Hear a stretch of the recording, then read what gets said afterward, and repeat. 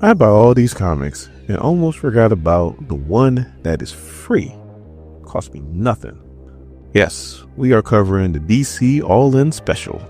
And just like the first All-In Special, there are two stories, and one is on one side and the other side you have to flip around if you get the floppy. Me, I order them digitally, so everything's right side up. Support the comic book industry by visiting your local LCS. My name is Dorian. This is SEM Comics. We are covering today the DC All-In Special on Free Comic Book Day. And it's number 1. Our first story is Main Universe DC. It starts off in Metropolis. And Lois Lane is having a meeting, letting everybody know that the Daily Planet is expanding rapidly.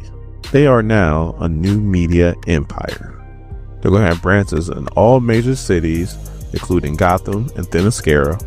Good luck with that one. They're going to be overseeing 4 24-hour cable channels, and they're going to be on all social media platforms. And the reason why this is happening is because of Imani Edge, who is the ex-wife of former mogul Morgan Edge, who I guess had Jeff Bezos money because as soon as she divorced him, she became the richest woman in the world. So Clark is skeptical and is like, so we just going to put out what you want, or are we still going to be trying to battle for truth and justice? And other people are skeptical too. And Imani pretty much says that, look, all I am is the money. I ain't running nothing. Lois Lane is still the editor-in-chief, and she's going to be in charge of everything.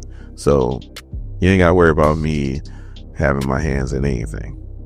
So, of course, using a super hearing, he hears something going down, and he has to make an excuse to go, which Armani is like, man, this is supposed to be your moment, Lois, and all he's doing is leaving.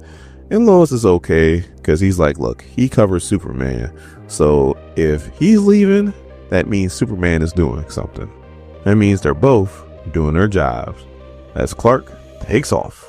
So there's a car chase between the police and the Intergang, and I guess Intergang has way better weapons than the police does, and they're having issues. And then Superman comes flying by, and before you can say great Scott, he already has Intergang out of the car and already apprehended. So one of the dudes is actually happy to see Superman because he's like, hey, don't you remember when you took on Titanos in Star City? And Superman's like, yeah, well, my aunt stays there, and you saved her life. And I just wanted to say thank you. Superman flies off and goes, anytime. And his partner's pissed. He's like, dude, why you buttering up to the dude that just got us arrested? And the other dude's like, that's my favorite aunt. Superman's flying around and hears a lady scream because her baby fell into the lion enclosure. And Superman gets there, holds back the lion, and was like, son, why don't you go back to your mama? No, that lion's like, damn it. I bit down on him and broke my tooth. What in the hell? He stops a plane from crashing. He prevents a building from burning down. He stops a ship from sinking. Typical Superman stuff. He's flying around and he hears a girl singing a song that she made just for Superman. He shows up, gives her a $50 bill, says I dig the song, and flies off. So as he's flying around singing the song to himself, he gets a call from the Watchtower, and Red Tornado says that there is a meteor that's on a collision course with Earth. And unfortunately, all the other heavy hitters are in space on a mission. So the other people that are at the Watchtower, like Elongated Man, Green Arrow, and Black Canary, are like, how the hell did you miss this big ass meteor? And Red Tornado explains how this asteroid, it's not a meteor, it's an asteroid, it's made up of pure inertron, which is a really reflective metal and it's almost impossible to scan. And Superman co-signs with Red Tornado because he's familiar with the metal, and he's like, look, the simple fact that Red Tornado even picked it up is a minor miracle. So Superman flies towards it, he sees it, and then he goes to pretty much break it up into little pieces that won't hurt the Earth. But as soon as he hits it, he finds out that just a thin outer layer was actually inertron. The rest of it is pure kryptonite. So as Superman goes flying back, he's like, I let everybody on Earth down because now everybody is going to die when this kryptonite asteroid hits. And this story will continue in Superman Unlimited #1. We may or may not cover it. Don't go nowhere because now we need to talk about the absolute universe. Our story starts off in Gotham City, where Batman is chasing down this cop, so he must be crooked, or at least hopefully he is, because what he does to him is criminal. And Mirror Master is watching the whole thing. Once Batman catches him, he beats the bejesus out of him, to the point to where I'm not sure if that cop still has a right eye. Like, I don't think it's beaten in, I think it's beaten out or beaten off. It's horrible. It's horrible. Man can't see out his right eye no more.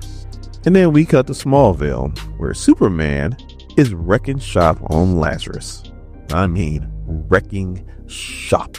The John Cenas are trying to do something, but to no avail, because of Superman, as he just blows right through him. And Mirror Master watched everything. And now we cut to Gateway City, where Mirror Master fully admits that out of all three superheroes, Wonder Woman terrifies him the most. Batman, even though he's built like a brick house, is still dealing with street level villains. And Superman is dealing with Lazarus, which they're military, but they're nothing special.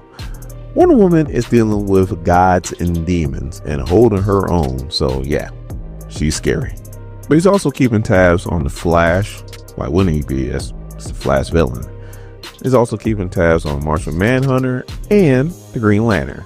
And as he goes back to his hideout, he's trying to put together the pieces. And he knows that all this is connected. And he might not know about Apocalypse, but he definitely knows his symbol. But all of a sudden, a hand hits his shoulder, and we see it's the main universe Mirror Master. And he goes, hey, why don't you make a deal?